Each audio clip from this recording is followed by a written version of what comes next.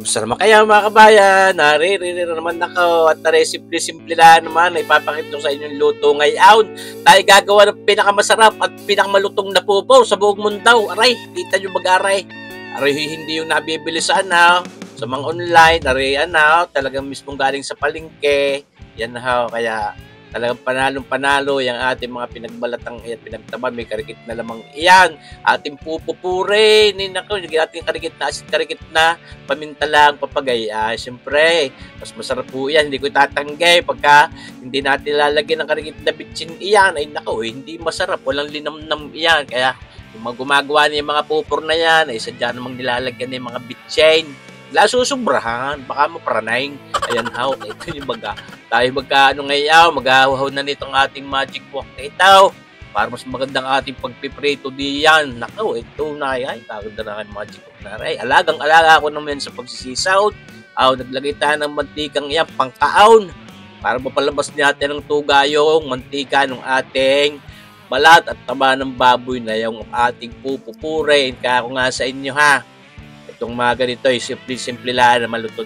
Talaga lang mahirap-hirap maghalo at matagal na oras ang iyang ilalaan para papaghaluin mga mga taba ng baboy na yan, mga balat na yan, at ipagugulong-gulungin dyan sa ating magic book. Kita nyo, hindi nadigdi yan. Tunay kayo. Sauce marsipaw ay para pwede na yung natin tuloy. Para malutong, no? Hindi pa naman. Tuloy makunat-kunat iyan na nihahaluin. Laan natin ang papagayan. Pwede magpahipahinga ng karikit pero huwag niyong patatagalain. Yan ating kinushortcut na rin video at hindi kayo mainip dahil puro paghahalo lang halos sa inyong mapapanood niyan. Pero sa bandang dulo, ma-amaze kayo sa resulta ng ating pagpupupor na ito. Kaya tinawag ko rin pinakamasarap at pinakamalutong na pupor sa buong mundo ay bakit? Sabi ko hindi ko makakapigil.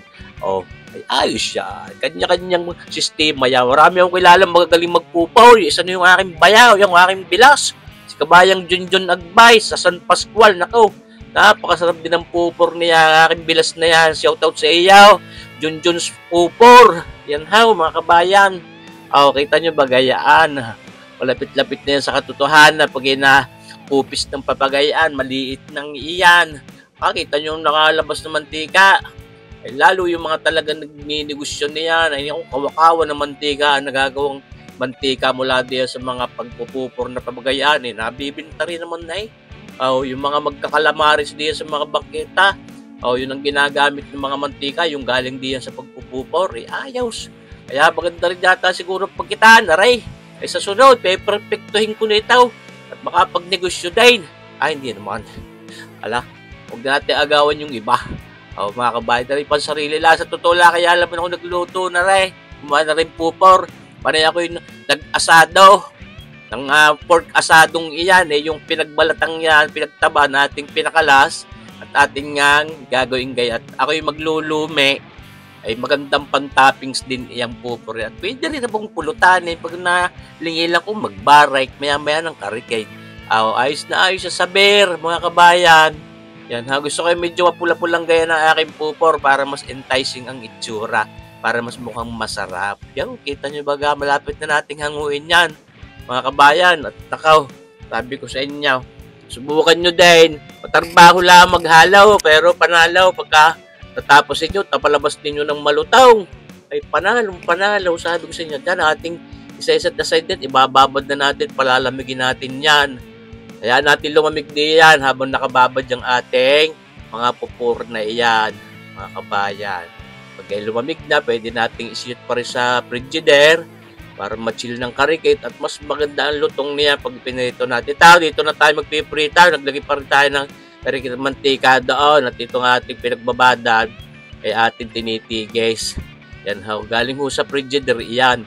Kaya para medyo naglapot-lapot yung mantika. Pero may pugnaw din iyak, mga kabayan.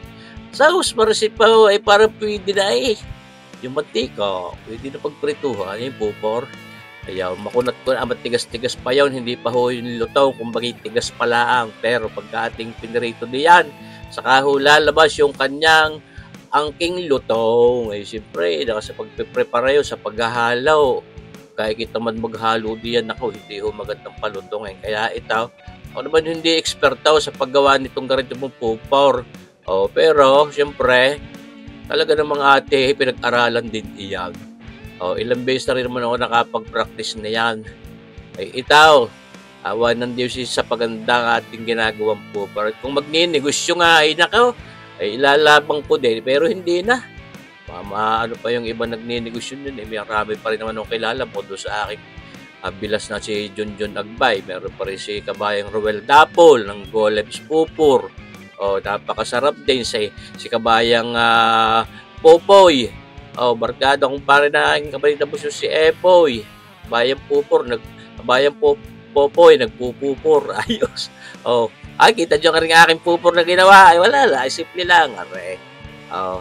Ako, pakingganin nyo ang lutong na rin. Pag nilalantakan ko na, mga kabaya, kanin nyo na may ay malutong ayan mga kabayan sana nagustuhan ninyo rin ating bidyong aray, pakingganin nyo kung paano ko rin lalantakan maya ng karikate atin lang patitigisin din yan pinilating na at ipaikutin ng karikate para mas lalong lumutaw. Makikita nyo ba ang itsura?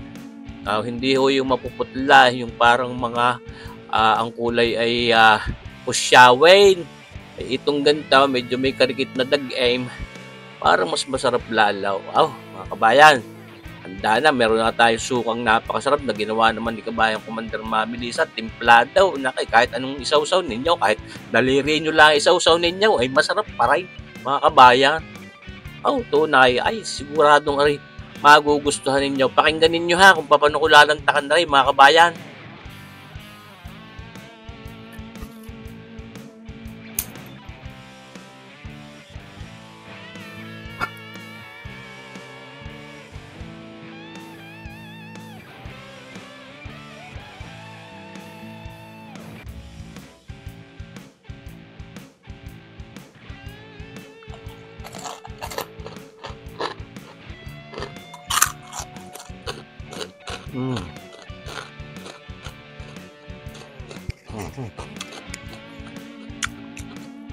Talap-talap.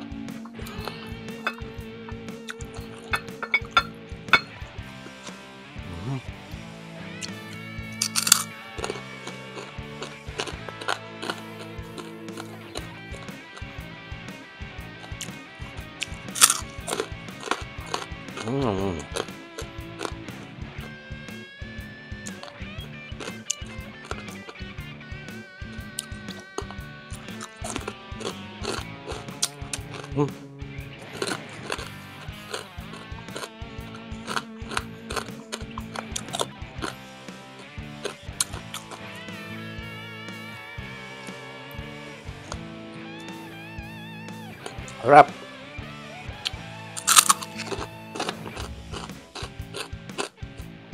Ay, di ariha, mga kabayan. Kita nyo bagayaan. Ako, ito lang napakasarap. Salamat sa inyong panunood. Baka nyo pa rin natin susunod na videos. Mabuhay tayong lahat. God bless!